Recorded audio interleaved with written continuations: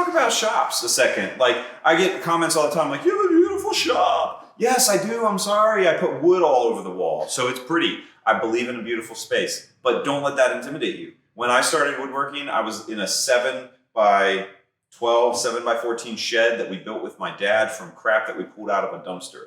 Okay, like nothing special. My first workbench, I went to a sawmill and I went in their pallet stockpile and pulled out some 4x4s that they used for dunnage and made a workbench.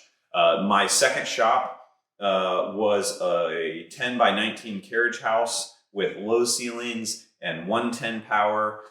You do not need a fancy space to produce beautiful pieces of material. You do not need fancy tools to produce a beautiful piece of material. Shops, think thrift. When it comes to a shop, think thrift. Less is better. And now this is just my corporate background in manufacturing efficiency coming through. Like, less tools can be better. The layout of your tools is not stagnant. You do not need to spend 2 weeks planning where every tool goes in that shop. What you should be doing is, as you're working through the years, you figure out that, hey, if I move my planer 10 inches over here, I can swing a 12-foot board a little bit easier, which makes me a little bit faster. Or if I move my table saw out of the middle of the shop and maybe put it against the wall because I don't rip sheet goods, you work with sheet goods. You need a 52-inch rip. No, you may not need a 52-inch rip. And tools that you never use. My God, how many people have? I used to be guilty of it. Like hand planes that never get used. Even this little array of tools. Like the volume of times that I use a Stanley number 80 scraper or a freaking beating tool, like a couple times a year, and they're soaking up that much real estate on that little windowsill. A low angle jack plane. Okay, I'm not going to diss any fans of low angle jack planes. I've used this maybe half a dozen times in my work. You know what I use every single day is this little number 2, right? And if somebody gave me $100 and said, buy a kit of tools, what would I buy? I would buy a Stanley number 2 hand plane. I would buy a couple of chisels. I would buy a Sloyd knife, believe it or not, and a dovetail saw.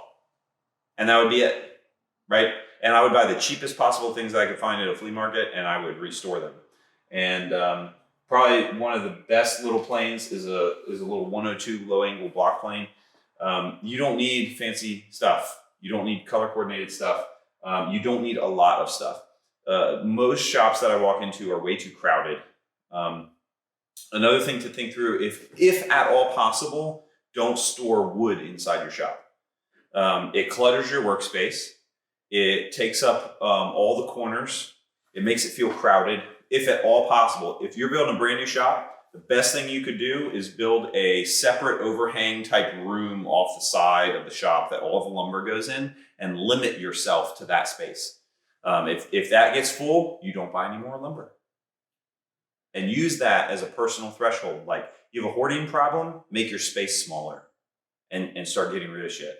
Facebook Marketplace is your friend. Walk around your shop, and now there's some chick on Netflix or something, like, does this bring you joy or whatever. You know, people are going to think of that. I don't even know who she is. I've never watched it, but I've been told about it. And walk through your tools and be like, have I used that in the last 6 months?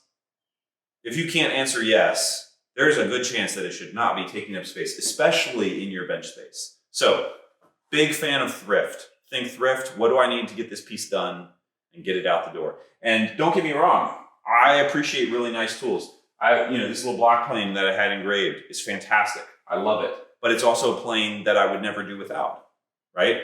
I got 2 draw knives back there. I don't need 2 draw knives, right? I've got every increment of Robert Servi chisels. No, you don't need every increment of chisel. You need a 3/8 and a 3/4 and a 1/2 inch and 1/4 inch, probably. You don't need an 1/8 inch chisel.